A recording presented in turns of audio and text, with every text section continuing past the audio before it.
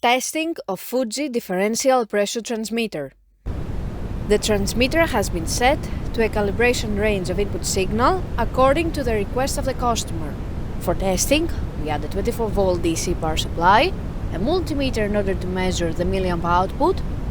By manipulating the input signal, the unit reacts accordingly, and at the lowest set point, the output is 4 milliamp, and at the highest set point, the output is 20 milliamp.